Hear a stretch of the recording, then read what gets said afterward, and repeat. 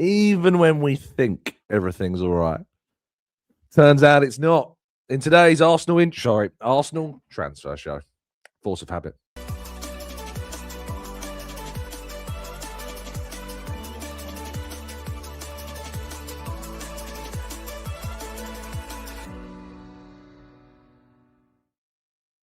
Hello and welcome to the Gooner Talk, back again with you guys and girls for another episode of what is indeed the Arsenal transfer show. It easily could be called something else, the Arsenal fitness concern show these days. But good morning to you all. Thank you so much as always for joining me and making this a part of your morning routines. Hope you're doing good. Hope you're doing well. And I hope you've had an absolutely fantastic week so far. Hope your families are good. Hope that everything in the world is well. And it's match day. Arsenal take on Chelsea in the League Cup semi-final, looking to reach the final for the first time in quite some time of this competition. They've reached this stage under Arteta now for a third time in 5 years. Last time reaching it last season before that reaching it, the time before that reaching it in 2022 against Liverpool. So yes, plenty of experience at this level, but not much experience in getting past this level. So hopefully we get a firm and strong result this evening. That would be ideal, wouldn't it? To get the result that we all know that we need. But morning to those joining us live in the chat box. Thank you so much as always for joining me. Mohammed, Arasilki, Maximius, Paul. We've got Martin and Temi and Black Shine. We've got Scouse Gooner and Jams. We've got Shari and Matt G. Brian in the chat box. John, Aaron in the chat box as well. We've got Z. We've got Barry, Steve Stone. We've got Sid. We've got Carl, Cold Fire, Spearmint. Good morning to you all. Thank you so much as always for joining me. Really appreciate you being here. You could drop a like on the video. We try and reach 1,000 on every shingle. Don't get shingles. Goodness gracious me. Every single show. If you want to help us on our way to 1K every day, that'd be greatly appreciated. Thank you so much for those of you that continue to do like the show. It really does help us out. And if you've got any thoughts on anything that we discuss, you can leave them down in the comment section below as well. I try and reply to as many comments as feasibly possible as I can. So if you've got any thoughts, do not hesitate to leave those comments. If you're listening to this on catch up, you can hype the video as well. You can't do it while it's live, but once the video is finished, you can hype the video too, or leave us a 5-star review on any of the audio platforms as well. Would be greatly appreciated indeed. Right, let's jump into today's stories, and we begin with the first leg of the first semi-final of the League Cup, which took place yesterday at St James's Park, where Manchester City put 1 foot into the final with a 2-0 victory at Newcastle. Really big win for Pep Guardiola's side, considering their recent league form. They have seemingly turned a bit of a corner. 12 goals in the last 2 games, 10-1 against Exeter, 2-0 now against Newcastle. And Antoine Semenyo is certainly very much improving things as well, and has already scored a couple of goals and could have easily had another if it wasn't for a very tight offside call. I don't know how you feel about that. I feel like the offside that was given in this game, I don't know what the world's coming to when that's given as offside, to be honest. But it is what it is, I guess. But yeah, that was what was given offside, and they went on to score a second goal anyway, courtesy of Ryan Cherky. A little bit later on in the game, in fact, very late in the game, 98th minute, the Frenchman got that goal. But very odd indeed. I think it was a little flattering for Manchester City in some ways. Newcastle missed quite a few chances, hit the post a couple of times. James Trafford had a good game in goal as well, and they missed some big opportunities.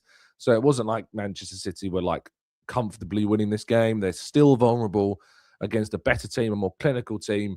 They would certainly have conceded in this game, but they have certainly taken a big step towards the final and have certainly put themselves in a very, very strong position indeed as well. There was also controversy with the goal being scored while there was a head injury. Again, I've seen so many times this season where players are faking head injuries that it's like the inconsistency of decisions as well.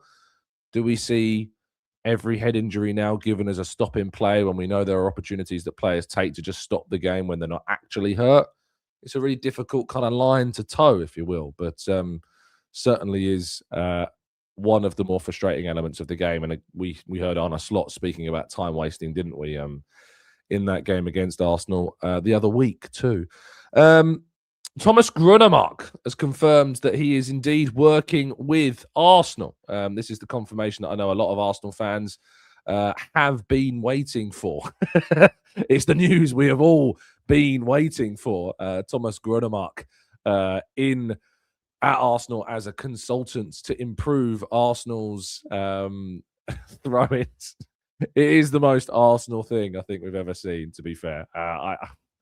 Goodness gracious me. What is the world coming to, where we actually are getting in throw-in coaches to help, but it is very Arsenal. Any little marginal game we can get to improve things would be absolutely astonishingly excellent. I mean, if we win any of the competitions this season because of what we've done with throw-ins, it would have all been worth it. But and we don't really care, do we? We don't care anymore about the perception. We don't care anymore about what people say.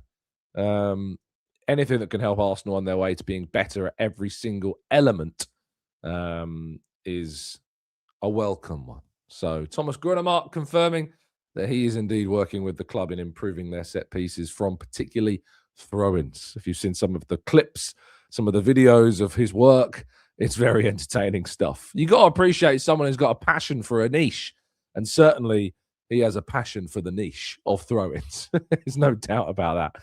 Now, Mikel Arteta spoke in his press conference yesterday. I was at the Sober Realty Training Centre to hear from the Arsenal manager on a number of different topics. And a little bit of a surprise, actually, in some of the team news.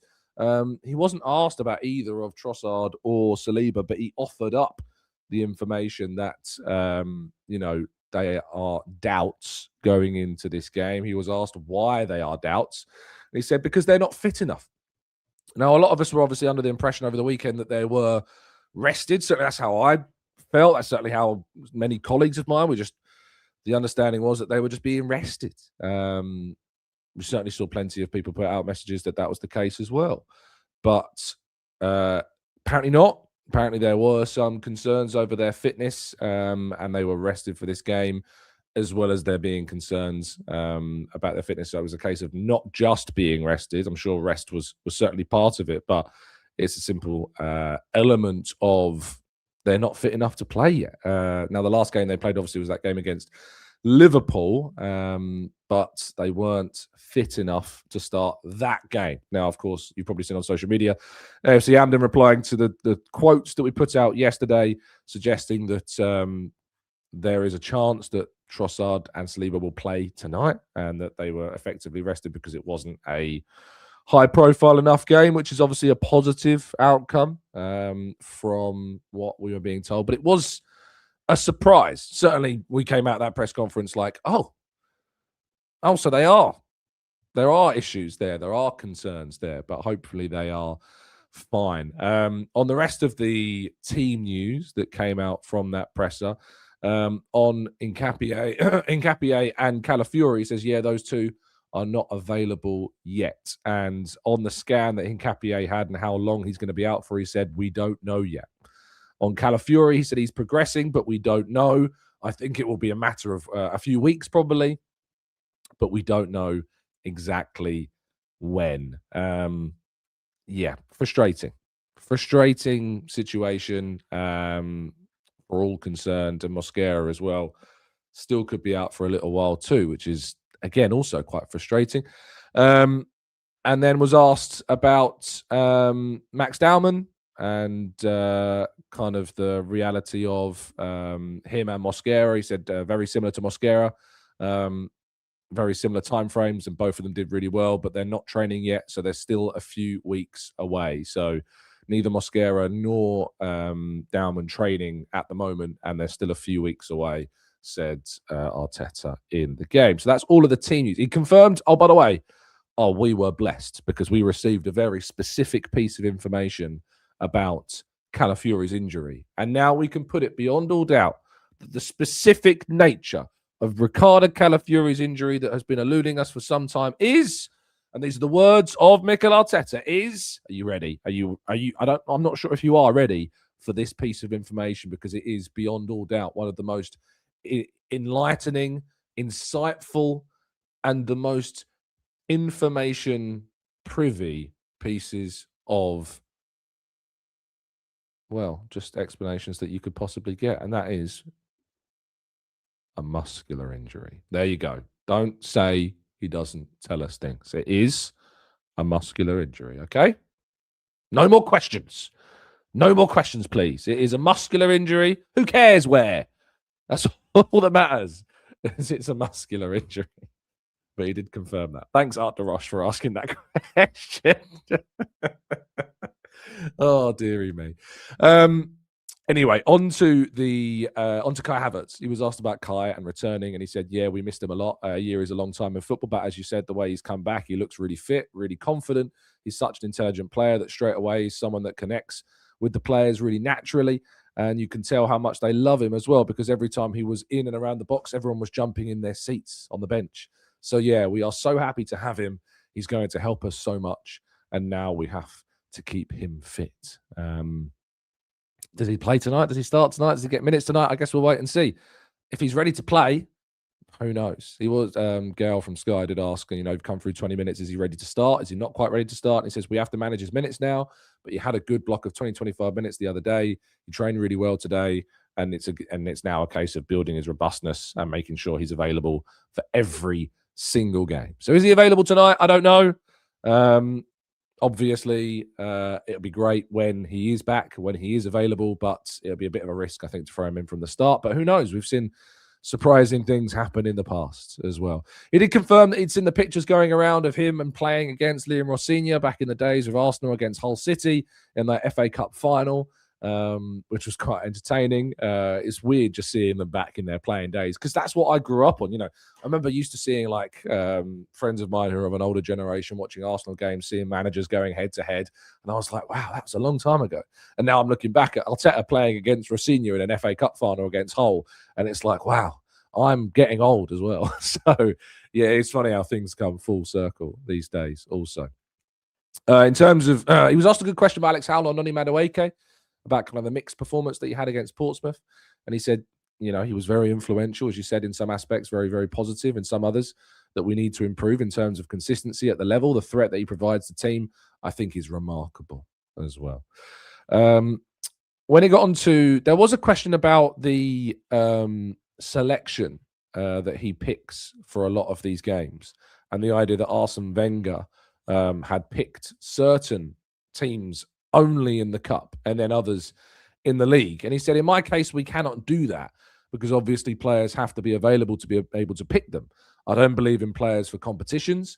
I believe that we have competitions that we want to compete in our competition with the best moment of the players that we have in our resources.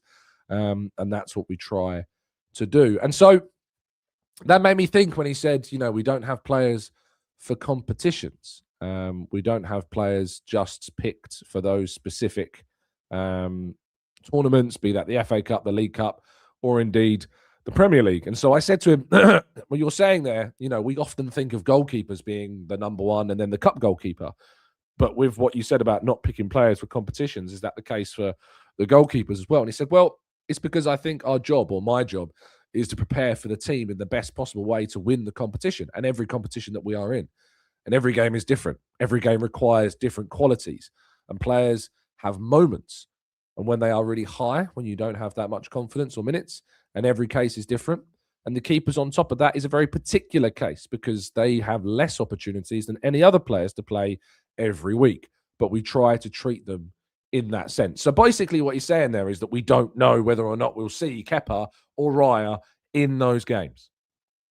We don't know whether or not it's going to be a cup goalkeeper like Kepa, as we have perceived him to be, plays all the way through. We saw James Trafford play in the semi-final against Bournemouth, and I think we saw, was it Donnarumma? Let me have a quick check. Exeter against Manchester City. Who played in goal against Exeter? It was James Trafford. So James Trafford plays these two games. Is Kepa going to play these two games? I don't know. He's made a big mistake against Portsmouth. Is that going to count against him in selecting for this game? David Raya hasn't played a game since that Liverpool match. So is it a time to bring him in? I'm not sure. I guess we will have to wait and see. But I think it's interesting that he doesn't categorize the two. Some managers will come out and say, he is our cup goalkeeper. He is our number one. and we're not getting that insight, which isn't really that surprising. And I wanted to ask about the profile of centre forwards, as well, because I said to Mikel that, Gabby J has started, a couple of games this season. And in fact, when he started against Palace, it was the highest expected goals that you've recorded in a single game. Tends to be a centre forward that drops in and can help with build up. Do you think that under your style and system that's the type of centre forward that flourishes the most at the moment? And the question basically was designed to kind of get more of an explanation about what the system is doing, and in some ways provide a little bit of support to the idea that, Gyökeres, his profile is not getting the most that it could because the current system or style is maybe not supporting Gyökeres as much as it could. And at the same time, maybe it's better that Arsenal, for the moment, choose players that are better suited for the system and style that we want to play. And he said it depends on the position and the opposition. If we play against a very low block and you have a 9 that drops, then you have no presence in the box. I think, again, every opposition requires a different analysis and qualities. But Gabby is not only a player that drops, he has many other qualities, just like Victor and Kai. And it's going to be interesting to see what happens, I think, between now and the end of the season with that centre-forward position. Is Kai now going to work his way into the starting position more often? I'm curious to see if that does happen. Arthur says, why aren't you allowed to ask more than 2 questions? You are. Well, you are and you aren't. So, obviously, the broadcast section at the beginning has the broadcasters, be that Sky, be that TalkSport, be that BBC. And as rights holders, they get given a lot of questions, 5 or 6 questions per press conference. Usually, the non-rights holders, like myself or The Athletic or myself coming from, Football London or The Mirror, The Athletic, The Standard, ESPN, don't have... It's more of a time issue. And so it's kind of like you can have 2 questions or maybe a quick question and then 2 others. It's not like you're explicitly told you only get 2 questions, but it's more of like a time thing. It's kind of an unwritten rule that you get about 2 questions or so. But you could ask 3. You're not going to get in trouble if you ask a 3rd one.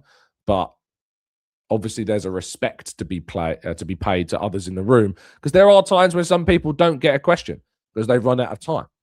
So, and when I first joined, that was me. I new kid on the block, didn't get a question right at the start because you have to build your way in. And it's sometimes about the respect for other people's time, for the time of the press conference, to allow other people in the room to make sure they get a question as well. So it's just etiquette, I think. Yeah, it's more than anything. I think that's probably the best way to put it. It's just press conference etiquette for the non-rights holders, really, that you have to push 3 questions. Sometimes you can get into a bit of a back and forth with Mikel over certain topics, but it tends to be 2 questions for non-rights holders. But it's not like a written rule that's the case. It's just kind of etiquette, if you will. Let's go to part 2, which is going to be a little preview of the game tonight right after this.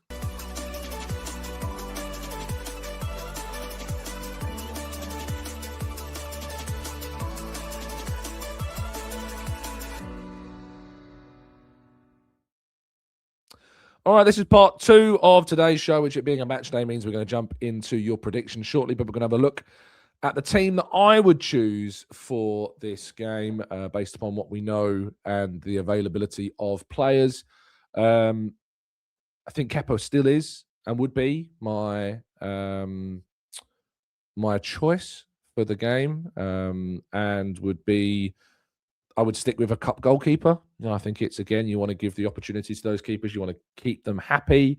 You have to, in my opinion, stick in that way. And maybe in the final, I would go with David Raya, but I think at least in the semi-final, I would go with Kepa. In terms of the back 4, even though Arteta said about kind of this doubts over fitness of Saliba, you've heard obviously some of the commentary that's come out after the press conference. I think it's probably fair to assume that with the importance of this game, that Saliba would come in. But if indeed the injury, if there is an injury, is worse than we think, maybe it'll be Norgard for this game. We don't have too many options at the moment. And with the form of Miles Lewis-Skelly, I am at the moment tempted to play Timber as a left back and Ben White as the right back for this game, just to give us that little bit of extra solidity and defensive security at the back. That's kind of where my head's at there. Midfield picks itself. Zubimendi, Rice, Odegaard fully rested for the game. Obviously, Zubi and Odegaard did come on at the game against Portsmouth, but Dek is completely rested, which is good news. Bukayo Saka on the right, again, fully rested. Gyökeres fully rested as well. And Martinelli with Trossard, question mark. Don't know if he's fully fit yet.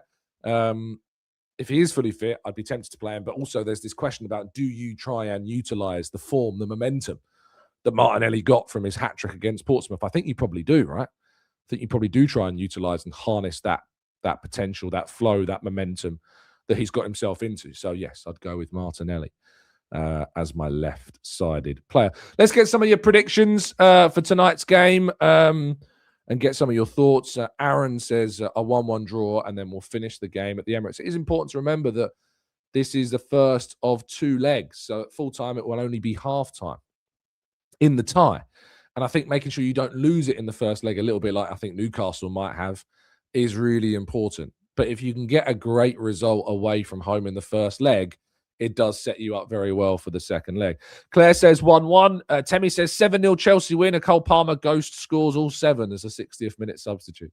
Arthur says 1-1. Oz says 2-1. Yuno says 1-1. Matt G says 1-1. It's a lot of 1-1s.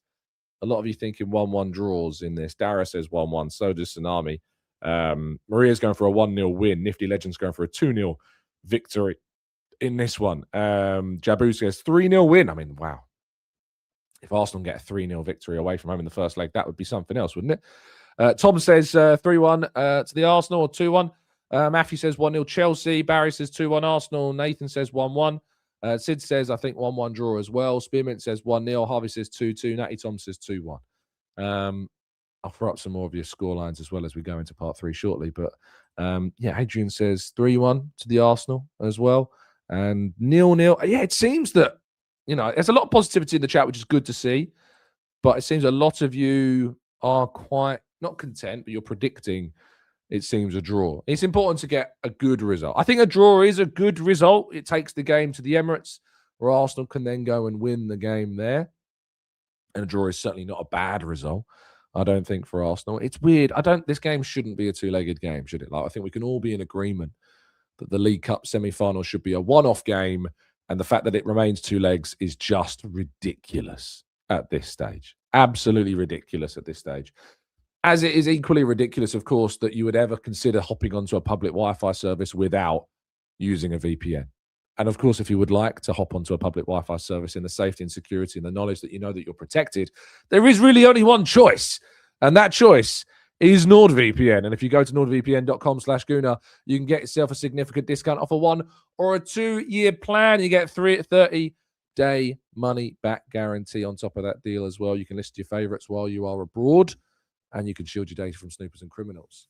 When you are getting into these kind of VPNs and stuff, look, there are others. But why would you sell yourself short? You would put yourself in the best position to be safe and secure online. And you need to invest in the best. And the best is, without question, NordVPN. Heading off to Milan next week. Looking forward to being at the San Siro for the first time. And I'm going to be using my VPN to stay safe and secure on that hotel Wi-Fi. If I perhaps am at the airport, anywhere that's got a public Wi-Fi service, I need to make sure I've got that extra layer of protection. And that's why I trust Nord to keep me protected. And they always have done. So a massive thank you to Nord for supporting and sponsoring the channel. As always, that's nordvpn.com/Gooner. Well, let's go to part 3, your questions and more right after this.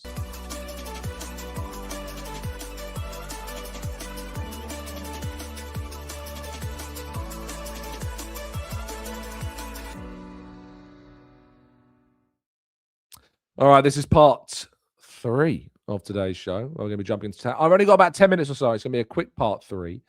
So I'm going to tackle as many of your questions as I can in quick fire mode. Maria says, do you have to ask both your questions in a row, or do they ask someone else and then you can come back? No, you have to ask them in a row.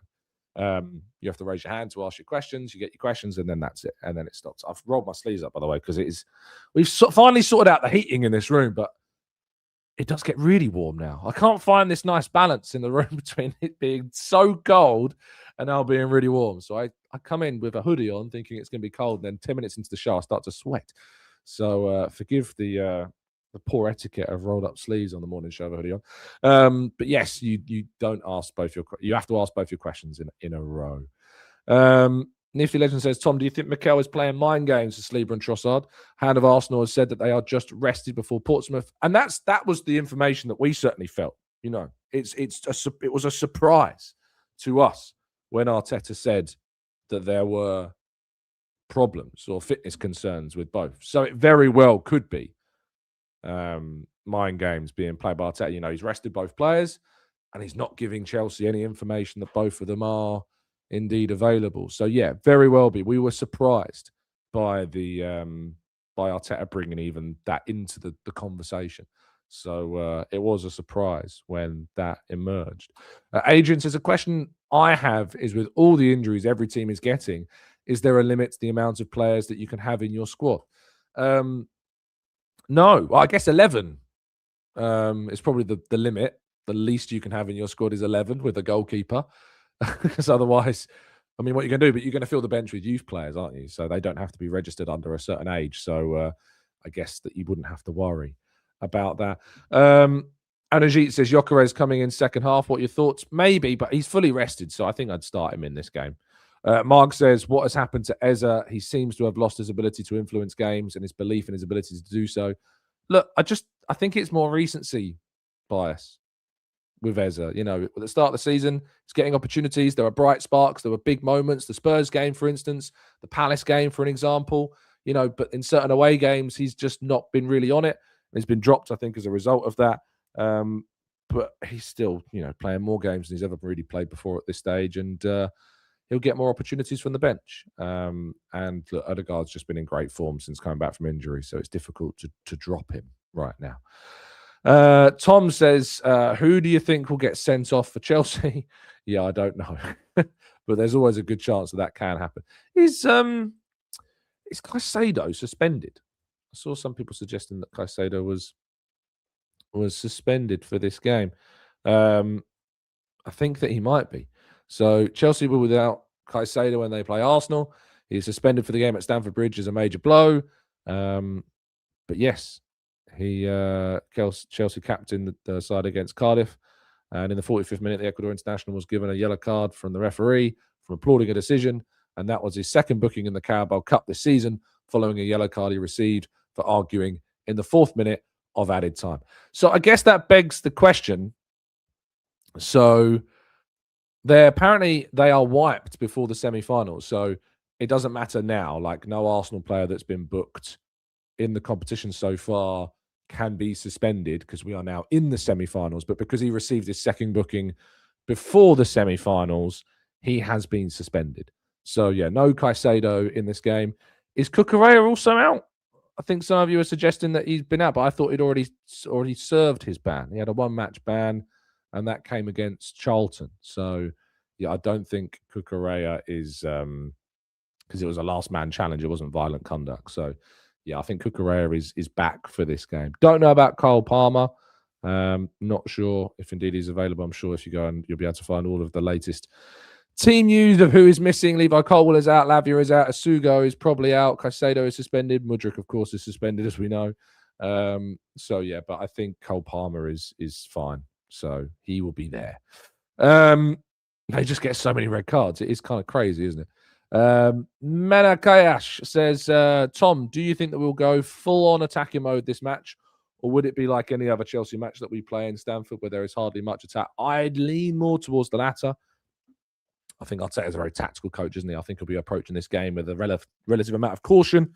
And I don't think we'll really see much in the way of risky play. Ian says, if there are fitness concerns about the defensive players, we will be counting our lucky stars because there'll be a second leg. Also, this provides opportunities for players that have not got too many minutes. For you, what's the more important game? This game, and I'll bundle in the second leg as well, or the Forest game. I'll put a poll in the chat box quickly just to get some immediate reactions. But what's the more important So, yeah, the question is, what is more important to you? The two legs versus Chelsea or Forest in the league? Just that one game. What's more important to you? I'm really curious as to where your mindsets are at with that, really. To know what is the more important game. What would you, if Arsenal were to win one of these two, and I mean win, just let's say a 1-0 victory, what would be the more important 1 or 2-0 victory for you? This game, or is it these two games against Chelsea or the Forest game? I'll tell you what, for me, it's Forest. 100% it's Forest. Because I think that's, winning away at Forest is not a given. And the Premier League, obviously, for me, is a greater priority. But if I can choose, of course, both, yes. But I'm asking which of the two different setups is a more important one for you. Thinking about we're probably going to get Man City in the final if Arsenal are to make it. So, yeah, at the moment, from the 100 of you that have voted 60-40 in favour of Forest right now, you can't pick both. It's not how this works. Let's scroll up a little bit more, shall we, and get some more of your thoughts. Pablo says Saka on the left, Noni on the right. I think Arsenal would run them ragged if that's the lineup. Arsenal should finish the tie tonight with the strongest team available to play in this game. It's interesting, isn't it, to see how different people are setting up for this one. Gunner Report says, do you think we'll make any signings this January? I don't think so, but who knows? But certainly the whole idea of the January window is to do things you didn't do in the summer, and Arsenal pretty much did, if not did, do everything that they wanted to do in the summer transfer window. Carl Fire says, hi Tom, does the club hire any other positional or tactical specialist contractors? Contractors is the wrong word, it's more consultants, but I imagine that will fall more on the permanent coaching positions. They have a lot of coaches at Arsenal. If you're ever able to be in a privileged position to go to any of the training sessions and you can just look at how many coaches there are compared to players, it's like 1 for 1. There's almost a coach per player at Arsenal these days. It's a massive, massive, massive operation. So, yeah, it's not a surprise that that's the case. Carl says, one game at a time, Tom. The most important game is the next game, which is Chelsea. AFC Teledise says, morning, Tom. Why has Jared Gillett been involved in so many Arsenal matches this season? It seems he's been involved in almost every single game. I don't know. It is strange, isn't it? It is strange that he has seemingly been involved in so many Arsenal games this season. So far this season, he's been involved in the Leeds game. He was involved in the Newcastle game as referee. And then in terms of VAR, let's have a quick look, shall we? In terms of VAR, he's been involved in the Arsenal City game and the Arsenal Villa game. And so will this be his 5th game being involved in an Arsenal fixture? So, yeah, it's quite a lot, isn't it? It's quite a lot of games. We are halfway through the season now, but I don't know. Philly says, I know Amberley, wondering where the nonsense comes from and who writes it up. Who's that from? What's that about? Let me see if I can find it. Amberley. Where is it? I'm trying to find it now. What's this about? This is when I click a comment and it's part of a conversation and I can't find it. Signature says, if you had to choose from Ben White leaving in January or Guerhi signing in January, which would you go for, bearing in mind the impact of City without Guerhi for the 3 remaining games? The problem is, if you let go of Ben White, that we are very, very short at right back. We're very short at right back, and Guerhi isn't at right back, and Mosquera is currently still out injured and apparently a few weeks away, according to Arteta. So, it's a hard one, that. I'm inclined to say keep White because we're just so short at right back. We are just so short at right back. Philly says, I've seen an article in The Independent that claims that Arsenal have joined the race to sign Vinicius Jr. Apparently Martinelli could be involved in the deal. Is there any truth in that? I think I know the answer. I've heard nothing to suggest that, nor would I want Vinicius Jr. at Arsenal. I don't think I want any of the Real Madrid players. I mean, did you see what happened with the Xabi Alonso situation against Barcelona? Like Mbappe, the manager asked the players to line up and give them a guard of honor for winning the game. And Mbappe's like calling them off the field, allegedly. Like, that's horrendous. That's absolutely. It makes you think twice about the idea of Mbappe coming to Arsenal. That dressing room at Real Madrid, the egos in that dressing room, like it's a club that's run by its players. It almost feels like so awful. Could never ever want that culture at Arsenal. The manager has to be the be all and end all when it comes to decision making for the team. Absolutely has to be. Has to be. And it's why I respect players, think about the likes of Declan Rice who've come to Arsenal for £100 million. That as an asset to Arsenal, he's a huge asset. He's arguably a bigger asset maybe than Mikel Arteta in terms of his importance to the team. Maybe not, maybe. Who knows? It's a debate. But he recognises, it's about recognising authority, recognising hierarchy, recognising who has the power, and that is Arteta. And yeah, goodness gracious me. Like, it just seems like that Real Madrid dressing room is just unruly. Absolutely unruly. And I think that job came maybe too early for Xabi Alonso. I don't think that job is I don't think Xabi Alonso should be criticised for what has happened there. I think the job came too soon for him. I think he should have gone to a Liverpool before he went to a Real Madrid, because that dressing room for a younger coach, even with a manager of his stature, his achievement, and a player of his standing in Real Madrid history, I think that job came too soon. And I really think that Real Madrid can really only be run by a Mourinho or an Ancelotti or a Zidane, those types of authority figures. Anybody, and that's why Arbeloa, it just feels like, again, it's just going to be a dressing room run by the players, and I'm not sure that's the best to get the most from that Real Madrid team. So, Finley says Carlo Ancelotti had control in that. Maybe not the best coach tactically, but he handled big players. He's a manager, is Ancelotti. And that's why he gets the best from those types of teams, because he knows how to harness those player qualities without being so overly tactical. So that's why he can be beaten at times tactically when those teams are put up against a tactical master like Mikel, for instance, but he knows how to kind of manage those types of dressing rooms. Hence why he's been made the Brazil coach now, because it's probably a similar situation, I guess, over there. It's an awful situation. Awful situation. Couple more comments just before we wrap up. I wanted to mention something quickly. Did any of you see Sam Dean's piece yesterday in the Telegraph? Sam Dean had a piece yesterday where he's ranked all 49 of Arsenal's signings since Wenger left. It's excellent if you want to go and give it a read and then kind of have your thoughts about how you view the rankings. It's very subjective. Obviously, it's only opinions. And Sam's been working on this piece for quite a long time. He's been talking to a few of us in the press room. I'm sure he won't mind me saying. He's kind of been asking for our opinions about where different rankings are. I've given him some of my views about where I'd rank some of the players. I saw his piece go out yesterday, and then I saw the reaction under the tweet. And I couldn't. It for me shows you where X is, I think, as a platform at the moment. Obviously, in the UK, there's a lot of talk about X right now because of some political stuff that's going on. Do your reading around it. It's disgusting. It's a horrible platform. I say it time and time again. If I didn't have to be there, I wouldn't be there. I don't pay for it. I wouldn't pay for it. I have paid for it, but just couldn't justify a subscription at X anymore. It's just a horrible place. But yeah, how brilliant it is. 49, by the way, 49 signings, 49 undefeated. Brilliant. But like the tweet was, since Arsene Wenger's departure in 2018, Arsenal have spent more than £1 billion in rebuilding the squad and then rebuilding it again and again. In total, there have been 49 first-team signings. Here they all are, ranked from best to worst. That's it. That's the tweet, right? Saying how much Arsenal has spent since Wenger has left on all of these different signings, and here we are ranking them. And my word, there's some sensitive souls on Twitter. You'll be shocked, I'm sure, to learn.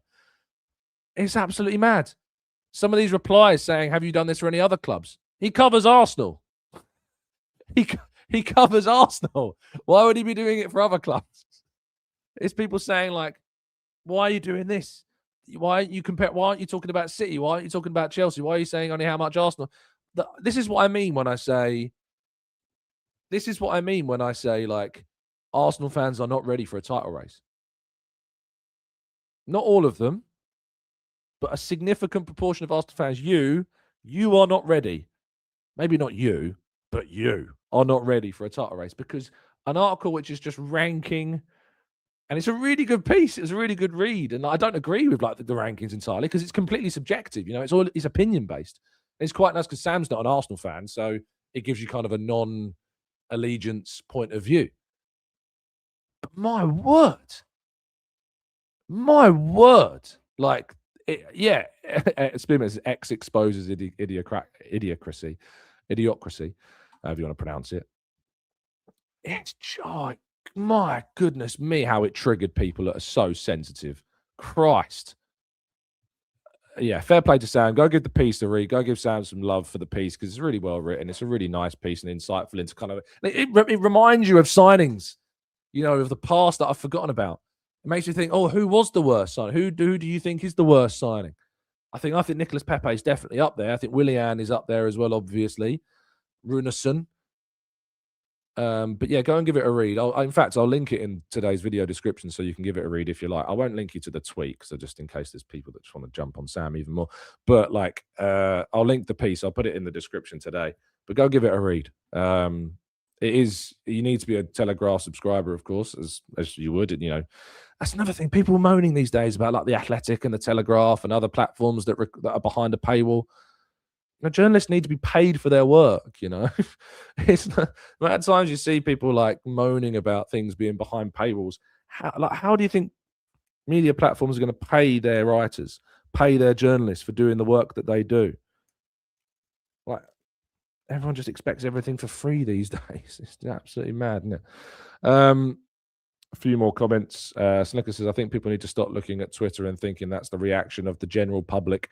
As a whole, their daily user base is way down and most sensible people have left. It's mostly bots these days. It's true. There's the moment the UK are considering bringing in a law which will see, they have brought in a law, of course. If you want to go and read what the law is that's being brought in that relates, it's very specific, but if it turned out the UK that the law was that X was banned, I'd be delighted. I would be absolutely delighted if they just banned X in the UK. It would, because it gives me an excuse to not have to use it anymore. It really would. I've considered leaving it, but I've spoken to people, and the idea is that ultimately, like, it's just a necessary evil. I have stopped, and I am going to stop just putting opinions out on there anymore. It's, sometimes it's good to get a bit of a sounding board. I'll continue to post my articles. I'll continue to post the press conferences. I'll continue to retweet any videos, of course, and stuff like that. But I'm just going to stop putting my opinion out on there because it's just, Anyway, follow me on Blue Sky.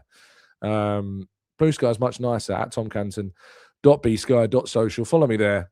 I'll probably start putting more opinions on there. Indoor says, why do you have to use it? Because it's a self-serving thing. It's just, in this sphere, you need to put your articles out there. You need to, publicize your work. It's just part and parcel of, unfortunately. I know that it's easy for you to turn around back and say, well, do you have to? Kind of. I probably don't have to, but if everyone else is, it's a bit like the Super League, isn't it? It's a bit like the Super League scenario where the club were like, I kind of understood why they went for the Super League, even though Super League was bad. But if everybody went in the Super League and they weren't, they'd be at a significant disadvantage by not being in the Super League. So it's kind of like that, isn't it? So I wish I didn't have to be on it, but I kind of have to be on it and putting my stuff out there because you need to bring in attention to the website, to your pieces, to the profile. So it's completely self-serving. I don't hide from that. It is just the reality of it. Eddie says the game is important. Look at Arteta's record in semi-finals so far. It's high time that we get that out of the way. If I could choose only one game to win, it's obviously Forest, though. And yeah, just a quick check on that poll. 250 of you have voted. 60% still, 59% Forest, 41% of you, the two legs against Chelsea. Mark says, my only quibble with Sam Dean's report is that Runarsson and Willian are in last 2 places ahead of Nicolas Pepe. He's the biggest bust for the largest money. For me, I think Runarsson maybe slightly, because, Pepe did get an assist in an FA Cup final. So there is an argument that he contributed to Arsenal winning the FA Cup. So you can make that argument about Pepe, but it is the amount of money that we spent on him and the fact that he left for free. Like 72 million lost on a player that didn't contribute too much is massive. Like Neto's a bit of a non-plus. Like he didn't do anything good, but he didn't really do anything bad. So yeah, it's the Pepe context is all about the price tag. The Willian context is all about the investment in his wages and the fact he was here for a single season. But yeah, look, it's subjective. You know, it's your opinion. It's Sam's opinion. But my word, there's some sensitive souls out there that just responded to that article in the complete wrong way. So yeah, go give it a read. Vermine Toro says Pepe was a similar case to Gyökeres to me. Both of their highlights before they joined Arsenal did not impress me. Just penalties and counter-attacks at the moment. Finley says I'm going the two legs against Chelsea because we can afford to drop points against Forest. Oh, I don't know if we can, mate. I don't know if we can afford to drop points against. We can now if you look at the table now, but come the end of the season, we might be lamenting dropping points against the likes of Nottingham Forest. So I'm not sure that we can afford to. Mike says Kim Kallstrom is definitely the worst signing ever. Oh, I don't know about that. He scored a penalty to take us through to the FA Cup final, Mike. So I think you can make an argument that he has contributed more, but he was also signed during Arsene Wenger's tenure, so he doesn't actually count in this list. So it's all 49 signings after Arsene Wenger left. So you can't have Kim Kallstrom, I'm afraid, in that list. Amelie says, at least we're in a better place to take a hit on Gyökeres' fee if worst comes to worst. Now, where was Sterling? Well, you're going to have to read the piece, aren't you, mate? You're going to have to go and read the piece to find out. Speaking of reading pieces, you can read my predicted 11 for the team this morning if you want to go and give that a read on the website. Of course, yesterday I did release that Havertz feature. If you want to go and check that out as well, you can read it. I did tweet it. I did put it out on Blue Sky as well. So go and give that a read if you would like to. You can read all of the comments of Mikel Arteta's press conference tonight, every word. But I'll be back with you tomorrow morning to give you a breakdown and a roundup of what happened tonight. I'll be at the game a little bit later on today. I'll try and do a vlog. If you don't know, by the way, I know I don't publicize this as much as I should do. Instagram is a much nicer place than X, so I probably should publicize it a little bit more than I do. But I do match day vlogs mostly for away games, sometimes for home games, but it is kind of the same every week on home games. So it's not really giving you much behind the scenes that I haven't given you already for those home games. But yeah, if you want to go and have a look at what it's like covering Arsenal as a journalist, what the press boxes are like at different grounds, what the cities are like when I'm abroad. My Instagram is on the screen at Tom Canton Media. And yeah, there's one out there just now on Portsmouth and the trip to Portsmouth. And I'll do another one on the trip to Stamford Bridge tonight as well. So go and check it out because it'll be available for you over there. Oh my goodness, there's 1,000 of you watching, but there's only 259 likes. What's that about? Thank you so much for tuning in. Really appreciate you listening. If you could drop a like on the video, subscribe to the channel if you're new. We do these shows every single day at this time, slightly later than 8 a.m. sometimes if I'm a little lazy, but most of the time, always 8 a.m. Thank you so much for tuning in. Stay safe, stay well, stay happy and respectful. Make sure you go and check out Gooners versus Cancer and all of the charitable work that Mike's doing as well. We had Mike on the show yesterday talking about all of that. So you go and check that out and how you can support a great cause. And as always, up the Arsenal.